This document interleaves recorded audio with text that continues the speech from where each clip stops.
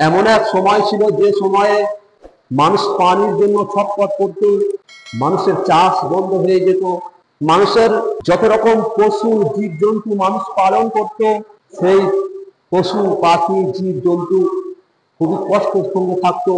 কারণ পানির কষ্টের জন্য অনেক পশুও মারা যেত। কিন্তু ব্রাদার মিল্লাত ইসলামিয়া আজকের যে রহমতের বারিশ আল্লাহ তাআলা দিচ্ছে, আমরা তাদের শুকরিয়া আদায় করছি। হয়তো মুসা আলাইহিস সালামের জামানায় আপনারা হয়তো ওকে শুনেছেন, খরা পড়ে গিয়েছিল হযরত মুসা আলাইহিস সালামের জামানায়, এবং তার উম্মতেরা সমস্ত মানুষ একত্রিত হয়ে হযরত মুসা আলাইহিস সালামের দরবারে উপস্থিত হয়ে আরজ করলেন, আয় আল্লাহর নবী, আয় খলিলুল্লাহ, আল্লাহর কাছে দোয়া করো যেন বৃষ্টি হয়। আজকের খরা পড়ে গেছে, বৃষ্টির কারণে আজকের চাষ হচ্ছে না, জমিতে কোনো ফসল উৎপন্ন করতে পারছি না। আজকের বড় পেরেশান, মানুষের হাহাকার এসে গেছে, বড়ই কষ্টের মধ্যে রয়েছে।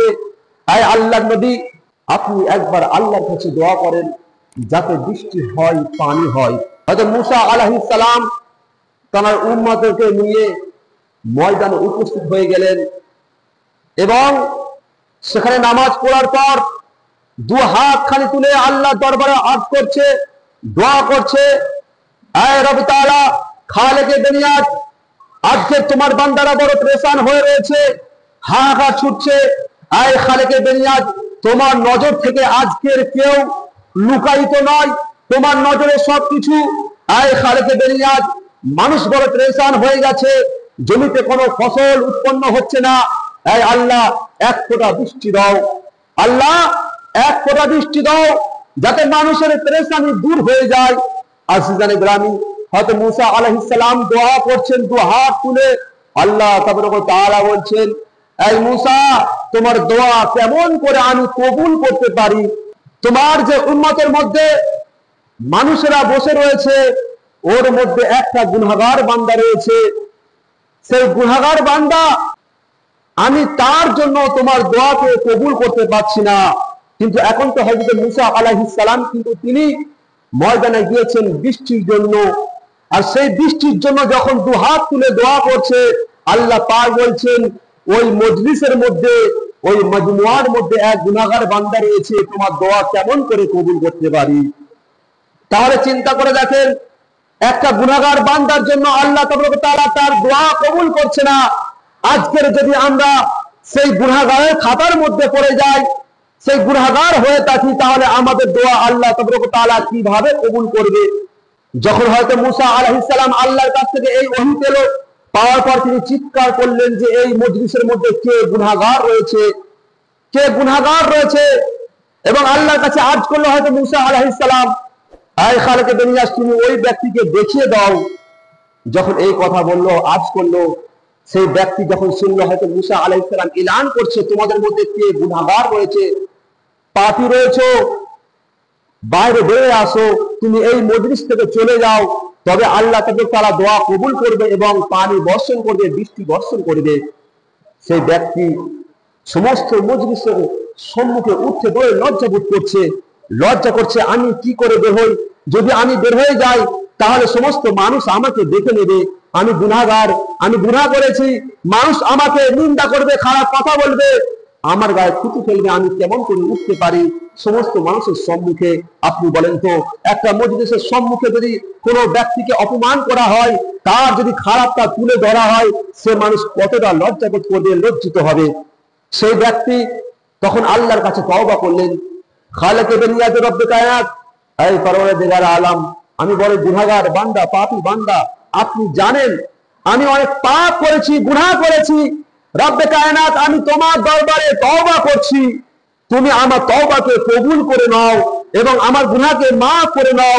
যখন ওই ব্যক্তি অন্তর থেকে তওবা করলো, তওবা করার পর আমি যে কথাটা বলছিলাম, যে হয়তো মুসা আলাইহিস সালাম, যে ওই ব্যক্তিটা যখন আল্লাহর কাছে তওবা করলেন অন্তর থেকে, আল্লাহ পাক মুসাকে বললেন, এই মুসা, ওই ব্যক্তিটা, যে ব্যক্তি কোন গুনাহের মধ্যে ছিল, যে ব্যক্তির কথা বলছি তুমি জানো?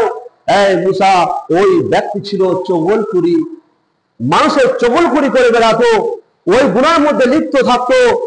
এবং ওই গুনাহগার ওই কারণে ওই ব্যক্তি হচ্ছে গুনাহগার। আর ওই ব্যক্তি আমার কাছে তওবা করে নিয়েছে অন্তর থেকে, আমি তার তওবাকে কবুল করে তাকে মাফ করে দিচ্ছি। আয় মুসা শুনে রাখো, যখন আমি মানুষকে নিষিদ্ধ করেছি চুগলখড়ি করতে, তখন আমি কেমন করে সেই ব্যক্তি সম্বন্ধে তোমাকে বলি এবং তোমাকে কেমন করে আমি দেখাই। আমি রব তাআলা যখন কেউ গুনাহ করে, যখন কেউ জানতে পারে না, আমি খালিকে দুনিয়াজ আমার দরবারে যখন মাথা নত করে দেয়, যখন তওবা করে নেয়, আমি রব তাআলা তার সমস্ত গুনাহকে মাফ করে দিই। শুধু তাই না, কিয়ামতের দিবসে কোন ব্যক্তি যদি কারোর গুনাহকে ছুপিয়ে রাখে, লুকিয়ে রাখে, তার বদকে লুকিয়ে রাখে, আমি আল্লাহ তারও সেই গুনাহ লুকিয়ে রাখি। আর আজকের আমি তার গুনাহকে আমি তার সেই গুনাহগার বান্দাকে সবার সম্মুখে কিভাবে পেশ করি, তার সবার সম্মুখে কিভাবে আমি তুলি। মুসা শোনো, ওই ব্যক্তি তওবা করে নিয়েছে, আমি ওর তওবাকে কবুল করে নিয়েছি। এবং তুমি যে দোয়া করছো বৃষ্টির জন্য, মুসা যাও, তোমার দোয়াও কবুল করে নিয়েছি। এবং দোয়া শেষ না হতে হতে বৃষ্টি শুরু হয়ে গেল। বলেন সুবহানাল্লাহ। দোয়া না হতে হতে বৃষ্টি শুরু হয়ে গেল। তাহলে চিন্তা করে দেখেন, বৃষ্টির জন্য মানুষ কত পেরেশানি থাকতো, খরা পড়ে যেত।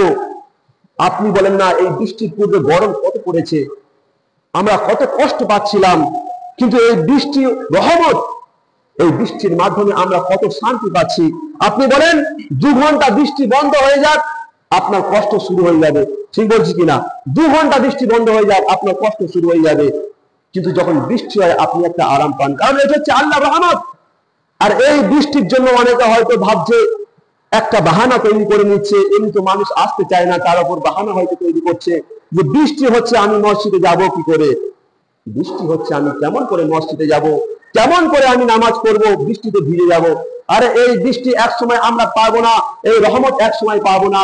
যখন কিয়ামতের দিবসে আমাদের সবার উঠতে হবে, মাথার উপর সূর্য চলে আসবে, তখন কিন্তু আমরা যতই দোয়া করি, যতই দোয়া করি না কেন আজিজানে গ্রামী, তখন কিন্তু আমরা বৃষ্টি পাবো না, আল্লাহর রহমতের ছাওয়া কিন্তু আমরা তখন পাবো না। তখন কিন্তু খালি ধূপ আর ধূপ। আমাদের